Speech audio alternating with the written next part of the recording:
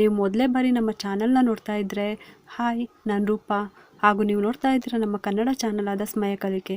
ನೀವಿನ್ನೂ ನಮ್ಮ ಚಾನಲ್ಗೆ ಸಬ್ಸ್ಕ್ರೈಬ್ ಆಗಿಲ್ಲ ಅಂದರೆ ಈ ಕೂಡಲೇ ಸಬ್ಸ್ಕ್ರೈಬ್ ಮಾಡ್ಕೊಳ್ಳಿ. ಹಾಗೆ ಪಕ್ಕದಲ್ಲಿ ಕಾಣುವ ಬೆಲ್ಲೈಕನ್ನು ಪ್ರೆಸ್ ಮಾಡಿ ಆಲ್ ಅಂತ ಟ್ಯಾಪ್ ಮಾಡೋದನ್ನು ಮರಿಬೇಡಿ. ಇವತ್ತಿನ ವಿಡಿಯೋದಲ್ಲಿ ಇನ್ನೇನು ವರಮಹಾಲಕ್ಷ್ಮಿ ಹಬ್ಬ ಬರ್ತಾ ಇದೆ. ನಾವು ಒಂದು ತಿಂಗಳಿಂದನೂ ಕೂಡ ಪೂಜೆಗೆ ಆ ರೀತಿ ಮಾಡಬೇಕು, ಈ ರೀತಿ ಮಾಡಬೇಕು ಅಂತ ತುಂಬಾನೇ ತಯಾರಿನ ಮಾಡ್ಕೊಂಡು ಬಂದಿರ್ತೀವಿ. ಹಾಗೆ ವರಮಹಾಲಕ್ಷ್ಮಿ ಹಬ್ಬ ಬಂದಾಗ ನಾವು ಪೂಜೆನ ಮಾಡ್ಕೊಂಡಿರ್ತೀವಿ. ಆದರೆ ಪೂಜೆ ಆದಮೇಲೆ ಕೆಲವೊಂದು ಬದಲಾವಣೆಗಳು ಆಗುತ್ತೆ. ಹಾಗೆ ನಮ್ಮಲ್ಲೂ ಕೂಡ ಬದಲಾವಣೆಗಳು ಆಗುತ್ತೆ. ಇದೆಲ್ಲ ಯಾವ ರೀತಿ ತಿಳ್ಕೊಳ್ಳೋದು, ಯಾವ ರೀತಿ ಬದಲಾವಣೆ ಆಗುತ್ತೆ, ಅದು ಹೇಗೆ ತಿಳ್ಕೊಳ್ಳೋದು ಅಂತ ಇವತ್ತಿನ ವಿಡಿಯೋದಲ್ಲಿ ತಿಳಿಸ್ಕೊಡ್ತಾ ಇದ್ದೀನಿ. ಇವತ್ತಿನ ಟಾಪಿಕ್ ಬಂದು ವರಮಹಾಲಕ್ಷ್ಮಿ ಹಬ್ಬವನ್ನು ಮಾಡಿದ ಮೇಲೆ ನಾವು ಮಾಡಿದಂಥ ಪೂಜೆ ಆ ತಾಯಿಗೆ ಇಷ್ಟ ಆಗಿದೆಯಾ ಅಥವಾ ಇಲ್ವಾ, ತೃಪ್ತಿ ಆಗಿದೆಯಾ ಇಲ್ವಾ ಅನ್ನೋ ಒಂದು ವಿಚಾರದ ಬಗ್ಗೆ ನಾನು ಇವತ್ತಿನ ವಿಡಿಯೋದಲ್ಲಿ ನಿಮಗೆ ತಿಳಿಸ್ಕೊಡ್ತಾ ಇದ್ದೀನಿ. ನಾವು ಮಾಡಿದಂಥ ಪೂಜೆನ ಮಹಾಲಕ್ಷ್ಮಿ ದೇವಿ ಸ್ವೀಕರಿಸಿದಾರಾ ಇಲ್ವಾ ಅನ್ನೋ ಒಂದು ಸೂಚನೆಗಳನ್ನು ನಾವು ತಿಳ್ಕೊಬೋದು. ಅದು ಯಾವ ರೀತಿ ನಮಗೆ ಸೂಚನೆಗಳು ಸಿಗುತ್ತೆ ಅಂತ ಇವಾಗ ತಿಳ್ಕೊಳ್ಳೋಣ. ವರಮಹಾಲಕ್ಷ್ಮಿ ಹಬ್ಬದಲ್ಲಿ ಮನೆ ಕ್ಲೀನಿಂಗಿಂದ ಹಿಡಿದು ಶಾಪಿಂಗ್ ಮಾಡಿ ಈ ವರ್ಷ ಈ ರೀತಿ ಮಾಡಬೇಕು ಅಂತ ಮೊದಲೇ ಐಡಿಯಾ ಮಾಡಿಕೊಂಡು ನಾವು ಪೂಜೆನ ಮಾಡ್ಕೊತೀವಿ. ನಾವಿಷ್ಟೆಲ್ಲ ಕಷ್ಟಪಟ್ಟು ಇಷ್ಟಪಟ್ಟು ಪೂಜೆ ಮಾಡಿದ ಮೇಲೆ ಆ ತಾಯಿ ಆ ಪೂಜೆನ ಸ್ವೀಕರಿಸಿದಾರಾ ಅಂತ ನಾವು ಇದನ್ನು ಹೇಗೆ ತಿಳ್ಕೊಳ್ಳೋದು? ಕೆಲವ್ರಿಗೆ ಹಬ್ಬಕ್ಕಿಂತ ಮುಂಚೆನೇ ಗೊತ್ತಾಗುತ್ತೆ, ಅಂದರೆ ಹಬ್ಬದ ಒಳಗಡೆನೇ ಸೂಚನೆಗಳು ಸಿಗುತ್ತೆ. ಇನ್ನು ಕೆಲವರಿಗೆ ಹಬ್ಬ ಆದಮೇಲೆ ಸೂಚನೆಗಳು ಸಿಗುತ್ತೆ. ಇದೆಲ್ಲ ಯಾವ ರೀತಿ ನಾವು ತಿಳ್ಕೊಳ್ಳೋದು, ಯಾವೆಲ್ಲ ಸೂಚನೆಗಳು ನಾವು ಗಮನಿಸಬೇಕು, ಅರ್ಥ ಮಾಡ್ಕೋಬೇಕು ಅಂತ ಈ ಒಂದು ಚಿಕ್ಕ ವಿಚಾರನ ಇವತ್ತಿನ ವಿಡಿಯೋದಲ್ಲಿ ತಿಳಿಸ್ಕೊಡ್ತಾ ಇದ್ದೀನಿ. ಈ ಒಂದು ವಿಚಾರದ ಬಗ್ಗೆ ನಾನು ಮಾತಾಡೋಕ್ಕಿಂತ ಮುಂಚೆ ಒಬ್ಬರು ಕಮೆಂಟ್ ಮಾಡಿದರು, ವರಮಹಾಲಕ್ಷ್ಮಿ ಹಬ್ಬದಲ್ಲಿ ನಾವು ಪೂಜೆ ಎಲ್ಲ ಮಾಡಿದ ಮೇಲೆ ಮಧ್ಯಾಹ್ನದ ಮೇಲೆ ಡೇಟ್ ಆದ್ವಿ, ಅದಕ್ಕೆ ಏನು ತೊಂದರೆ ಆಗುತ್ತೆ ಅಂತ ಕೇಳಿದರು. ಅದಕ್ಕೆ ಇವಾಗ ನಾನು ಉತ್ತರ ಕೊಡ್ತಾ ಇದ್ದೀನಿ. ಪೂಜೆ ಮಾಡಿದಾದ್ಮೇಲೆ ಮಧ್ಯಾಹ್ನದ ಮೇಲೆ ಡೇಟ್ ಆದ್ವಿ, ಇಲ್ಲ ಮಾರನೇ ದಿನ ಕಳಶ ವಿಸರ್ಜನೆ ಮಾಡಿರಲಿಲ್ಲ ಆಗಲೇ ಡೇಟ್ ಆದ್ವಿ, ಈ ರೀತಿ ಆದರೆ ಏನಾದರೂ ಸಮಸ್ಯೆನಾ ಅಂತ ಕೇಳಿದರು. ಈ ರೀತಿ ಆದರೆ ಈ ವರ್ಷದಲ್ಲಿ ನಿಮ್ಗೇನಾದರೂ ಸ್ವಲ್ಪ ಹಣದ ತೊಂದರೆ ಬರ್ಬೋದು ಅನ್ನೋ ಒಂದು ಸೂಚನೆ ಆಗಿರುತ್ತೆ. ಏಕೆಂದರೆ ಅದಕ್ಕೋಸ್ಕರನೇ ಹೇಳೋದು, ನಿಮ್ಮ ಡೇಟ್ಗಳನ್ನು ನೋಡಿಕೊಂಡು ಆನಂತರ ಮಾಡಿ ಈ ಪೂಜೆ ಅಂತ. 3 ವಾರ ಟೈಮ್ ಇರುತ್ತೆ. ಆ ಥರ ಬಿದ್ದು ಈ ದಿನನೇ ಪೂಜೆ ಮಾಡಬೇಕು ಅಂತ ಹೇಳಿ ಕೆಲವರೆಲ್ಲ ಪೋಸ್ಟ್ಪೋನ್ ಮಾತ್ರೆಗಳನ್ನು ತೊಗೊತಾರೆ. ಅದು ಅವ್ರ ಬಾಡಿಗೂ ಕೂಡ ಸೆಟ್ ಆಗಿರೋದಿಲ್ಲ, ಆದರೂ ಕೂಡ ಡೇಟ್ ಆಗಿರ್ತಾರೆ. ಹಾಗಾಗಿ ಸ್ವಲ್ಪ ಮಟ್ಟಿಗೆ ಆದ್ರೂ ಹಣದ ಸಮಸ್ಯೆ ಬರುತ್ತೆ ಅನ್ನೋ ಸೂಚನೆ. ಇದು ಖಂಡಿತವಾಗ್ಲೂ ದೋಷನೇ. ಏನೇ ಪರಿಹಾರ ಮಾಡಿಕೊಂಡ್ರೂ ಕೂಡ ಅದು ದೋಷನೇ, ಅದು ಪರಿಹಾರ ಆಗೋದಿಲ್ಲ. ಹಾಗಾಗಿನೇ ಹೇಳ್ತಾ ಇರೋದು. ಆದರೂ ಕೂಡ ಎದುರುಕೊಳ್ಳೋಕ್ಕೆ ಹೋಗಬೇಡಿ. ಏನೇ ಇದ್ರೂ ಮುಂಚೆನೇ ಸೂಚನೆ ಸಿಕ್ಕಿದೆ ಅಲ್ವಾ ನಿಮಗೆ, ಅದಕ್ಕೆ ನೀವು ಖುಷಿ ಪಡಬೇಕು. ಈ ವರ್ಷದಲ್ಲಿ ಏನೇ ಹಣಕಾಸಿನ ವ್ಯವಹಾರ ಮಾಡೋರಿದ್ರೂ ಕೂಡ ತುಂಬಾ ಯೋಚನೆ ಮಾಡಬೇಕು. ಯಾವುದೇ ಹೊಸ ಕೆಲಸ ಕೈ ಹಾಕಿದ್ರೂ ಕೂಡ ಒಂದು 10 ಸಲ ಆದ್ರೂ ಯೋಚನೆ ಮಾಡಿ ಹುಷಾರಾಗಿ ನೋಡ್ಕೊಳ್ಳಿ. ತುಂಬನೇ ತಿಳಿದಿರೋ ಹತ್ತಿರ ವಿಚಾರಿಸ್ಬಿಟ್ಟು ಆನಂತರ ನೀವು ಹಣಕಾಸಿನ ವ್ಯವಹಾರಕ್ಕೆ ಕೈ ಹಾಕಿದ್ರೆ ತುಂಬಾ ಒಳ್ಳೆಯದು.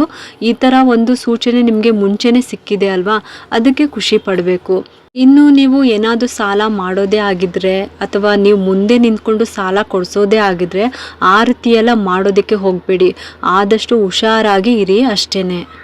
ವರಮಹಾಲಕ್ಷ್ಮಿ ಹಬ್ಬದಲ್ಲಿ ನಾವು ಮಾಡಿದಂಥ ಪೂಜೆ ಆ ತಾಯಿ ಸ್ವೀಕರಿಸಿದಾರಾ ಇಲ್ವಾ ಅಂತ ಹೇಗೆ ತಿಳ್ಕೊಳ್ಳೋದು, ಆ ಒಂದು ಸೂಚನೆಗಳಾದರೂ ಏನು ಅಂತ ಇವಾಗ ತಿಳ್ಕೊಳ್ಳೋಣ. ಇವ್ರಿಗೆ ಮನೆ ಕ್ಲೀನಿಂಗ್ ಮಾಡುವಾಗ್ಲೇ ಒಂದಿಷ್ಟು ಸೂಚನೆಗಳು ಸಿಗ್ತಾನೆ ಇರುತ್ತೆ. ಏನಂತ ಅಂದರೆ ಮನೆಯಲ್ಲಿ ಜರಿ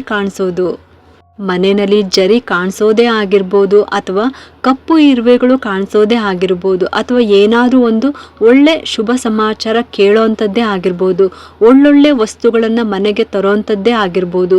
ಏಕೆಂದರೆ ತುಂಬ ದಿನದಿಂದ ಅದಕ್ಕೋಸ್ಕರನೇ ಪ್ರಯತ್ನ ಪಡ್ತಾ ಇರ್ತೀವಿ, ಆ ಕೆಲಸ ಆಗ್ತಾನೆ ಇರೋದಿಲ್ಲ. ಆ ಸಮಯದಲ್ಲಿ ಇನ್ನೇನು ನಾವು ಹಬ್ಬನ ಮಾಡಬೇಕು ಅಂತ ಅಂದ್ಕೊಂಡಿರ್ತೀವಿ, ಆ ಎಲ್ಲ ಕೆಲಸ ಕಾರ್ಯಗಳು ನಡೆದಾಗ ನಮಗೆ ಹಬ್ಬಕ್ಕಿಂತ ಮುಂಚೆನೇ ಆ ತಾಯಿಯ ಆಶೀರ್ವಾದ ನಮಗೆ ಸಿಕ್ಕಿದೆ ಅಂತ ನಾವು ತಿಳ್ಕೊಬೇಕು. ಇನ್ನು ಹಬ್ಬ ಆದ ನಂತರ ನಾವು ಇದನ್ನೆಲ್ಲ ಹೇಗೆ ಗಮನಿಸ್ಕೊಳ್ಳೋದು ಅಂತಂದರೆ, ಸಾಮಾನ್ಯವಾಗಿ ನಾವು ಪೂಜೆ ಮಾಡಬೇಕಾದ್ರೆ, ಹಬ್ಬಗಳನ್ನು ಮಾಡಬೇಕಾದ್ರೆ ಸಂಕಲ್ಪನ ಮಾಡಿಕೊಂಡೇ ಹಬ್ಬ ಪೂಜೆ ಎಲ್ಲನೂ ಕೂಡ ನಾವು ಮಾಡೋದು ಅಲ್ವಾ. ಹೀಗಿರುವಾಗ ಲಕ್ಷ್ಮೀ ಕಳಶದ ಮೇಲೆ ಕಪ್ಪು ಇರುವೆಗಳು ಓಡಾಡ್ತಾ ಇದೆ ಅಂತ ಅಂದರೆ ಇದು ತುಂಬನೇ ಖುಷಿ ಪಡುವಂಥ ವಿಚಾರ ಅಂತಲೇ ಹೇಳ್ಬೋದು. ಹಬ್ಬದ ದಿನ ಅಂತಲೇ ಅಲ್ಲ, ಮನೆಯಲ್ಲಿ ಕಳಶವನ್ನು ಇಟ್ಟಿರ್ತೀವಿ, ಮನೆಯಲ್ಲಿ ಪೂಜೆ ಮಾಡುವಾಗಲೇ ಆಗಲಿ ಕಪ್ಪು ಇರುವೆಗಳು ಓಡಾಡ್ತಾ ಇದೆ ಅಂತ ಅಂದರೆ ಅದು ತುಂಬಾ ಒಳ್ಳೆಯದು.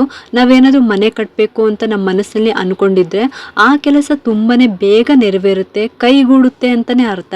ಮನೆ ಕಟ್ಟೋದೇ ಆಗಿರ್ಬೋದು ಅಥವಾ ಸೈಟ್ ತಗೊಳ್ಳೋದೇ ಆಗಿರ್ಬೋದು, ಈ ರೀತಿಯಾಗಿ ಒಂದು ದೊಡ್ಡ ಕೆಲಸನೇ ನಡೆಯುತ್ತೆ ಅನ್ನೋದರ ಸೂಚನೆ ಆಗಿರುತ್ತೆ. ಈ ಥರ ಏನಾದರೂ ನಿಮ್ಮ ಮನೆಗಳಲ್ಲಿ ಆಗಿದ್ರೆ ತುಂಬಾ ಖುಷಿ ಪಡಿ.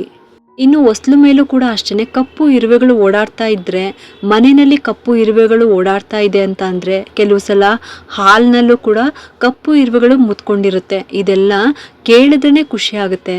ಮನೆ ಕ್ಲೀನಿಂಗ್ ಮಾಡುವಾಗ ಜರಿಗಳನ್ನು ನೋಡೋದು ಕೂಡ ತುಂಬಾ ಒಳ್ಳೆ ವಿಚಾರ.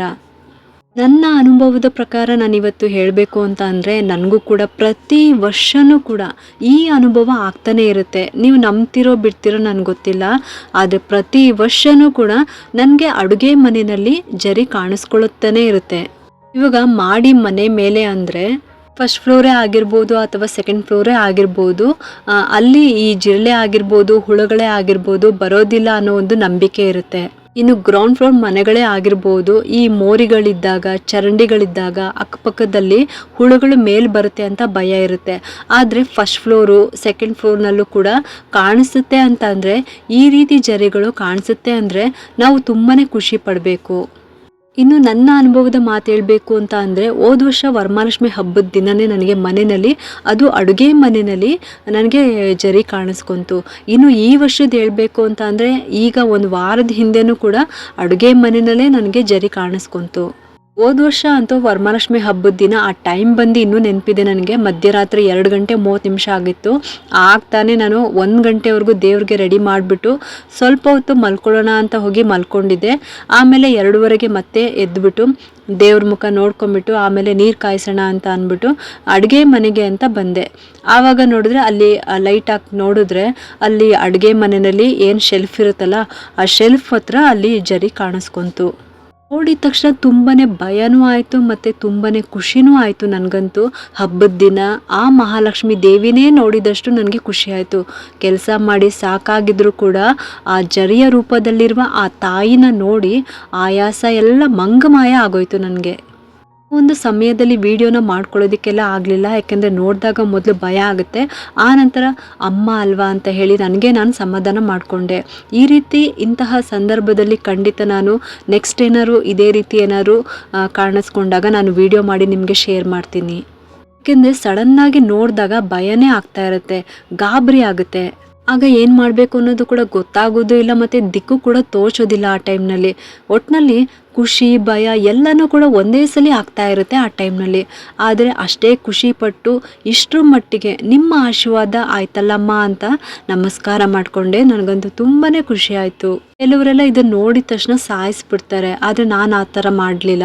ಅದನ್ನು ನಿಧಾನವಾಗಿ ಒಂದು ಬಟ್ಟೆನಲ್ಲಿ ತೆಗೆದ್ಬಿಟ್ಟು ಆ ನಂತರ ಹೊರಗಡೆ ಹೋಗ್ಬಿಟ್ಟು ಅದನ್ನು ಬಿಟ್ಬಿಟ್ಟೆ.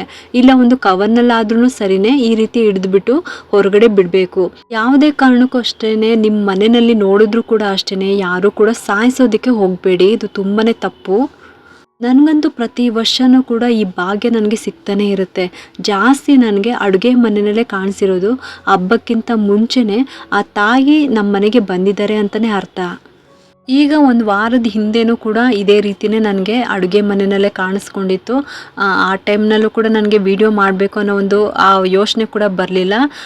ಮುಂದೆ ನೋಡೋಣ, ಏನಾದರೂ ಆ ಥರ ದರ್ಶನ ಆದಾಗ ಖಂಡಿತವಾಗ್ಲೂ ವಿಡಿಯೋ ಮಾಡಿ ನಿಮಗೆ ತೋರಿಸ್ತೀನಿ. ಇನ್ನು ಹಬ್ಬದ ಮುಂಚೆ, ಹಬ್ಬದ ದಿನ ಅಥವಾ ಹಬ್ಬ ಆದಮೇಲೆ ಆಗಿರಲಿ, ಮುತ್ತೈದೆ ಹೆಂಗಸು ಮನೆ ಒಳಗಡೆ ಬರೋ ರೀತಿಲೇ ಕಾಣಿಸಿದ್ರೆ ಆ ಮಹಾಲಕ್ಷ್ಮಿ ತಾಯಿ ಮನೆಗೆ ಬಂದಿದ್ದಾರೆ ಅಂತಲೇ ಅರ್ಥ. ನಾವು ನಿದ್ರೆ ಮಾಡುವಾಗ ಈ ರೀತಿ ಬಂದರೆ ಕನಸಿನಲ್ಲಿ, ಇನ್ನು ಕನಸಿನಲ್ಲಿ ಬಿಲ್ಪತ್ರೆ ಕಾಣಿಸೋದು, ದಾಸವಾಳ ಕಾಣಿಸೋದು, ರುದ್ರಾಕ್ಷಿ ಮಾಲೆ, ಇನ್ನು ಹೋಮ ಹವನದಲ್ಲಿ ನಾವು ಭಾಗಿಯಾಗಿರೋ ಥರ, ಇಲ್ಲ ಕೂತ್ಕೊಂಡು ನೋಡ್ತಾ ಇರೋ ಥರ ಕನಸು ಬಂದರೆ, ಇನ್ನು ದೇವಸ್ಥಾನಕ್ಕೆ ಹೋಗೋ ರೀತಿಲಿ ಯಾವುದೇ ಮಂಗಳ ದ್ರವ್ಯಗಳು ಈ ರೀತಿ ಎಲ್ಲ ಕನಸು ಬಂದರೆ, ಈ ಥರದ್ದೆಲ್ಲ ನಮಗೆ ಅನುಭವಗಳು ಆಯಿತು ಅಂತ ಅಂದರೆ ಆ ತಾಯಿಯ ಆಶೀರ್ವಾದ ನಮಗೆ ಸಿಕ್ಕಿದೆ ಅಂತಲೇ ಅರ್ಥ. ನಾವು ಮಾಡಿರುವಂಥ ಪೂಜೆ ಆ ತಾಯಿ ಸ್ವೀಕರಿಸಿದ್ದಾರೆ ಅಂತಲೇ ಅರ್ಥ. ನಮಗೆ ಈ ರೀತಿ ಕನಸು ಬಂದಾಗ ಅದಕ್ಕೆ ಯಾರ ಹತ್ತಿರನೂ ಹೇಳ್ಕೋಬಾರ್ದು ಅಂತಲೂ ಕೂಡ ಹೇಳ್ತಾರೆ. ಏಕೆಂದರೆ ಅದರ ಫಲ ಕಡಿಮೆ ಆಗುತ್ತೆ ಅಂತ ಹೇಳ್ತಾರೆ. ಇಂತಹ ವಸ್ತುಗಳು ಬಂದಿದ್ದರೆ ಹಸು ಆಗಿರ್ಬೋದು, ಮತ್ತು ಸಗಣಿ ಆಗಿರ್ಬೋದು, ಗೋಮೂತ್ರ, ಹಸು ಕೊಟ್ಟಿಗೆ, ತೆಂಗಿನ ಮರ, ತೆಂಗಿನಕಾಯಿ. ಅಂದರೆ ತೆಂಗಿನಕಾಯಿನಲ್ಲಿ ಉಂಡೆ ತೆಂಗಿನಕಾಯಿನ ನೋಡಬೇಕು, ಕನಸಿನಲ್ಲಿ ಕಾಣಬೇಕು.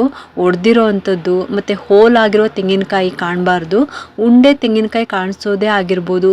ಶ್ರೀಫಲ, ಲಕ್ಷ್ಮೀ ಕವಡೆ, ಗೋಮತಿ ಚಕ್ರ, ತಾವರೆ ಬೀಜ, ಈ ರೀತಿ ಮಂಗಳ ದ್ರವ್ಯಗಳು ಅಂದರೆ ಎಲ್ಲನೂ ಕೂಡ ಸೇರಿರುತ್ತೆ. ಇಂಥದ್ದೆಲ್ಲ ಕಂಡ್ರೆ ಖಂಡಿತವಾಗ್ಲೂ ನಾವು ಮಾಡಿರುವಂಥ ಪೂಜೆಗೆ ಫಲ ಸಿಕ್ಕೇ ಸಿಕ್ಕುತ್ತೆ ಅಂತಲೇ ಅರ್ಥ.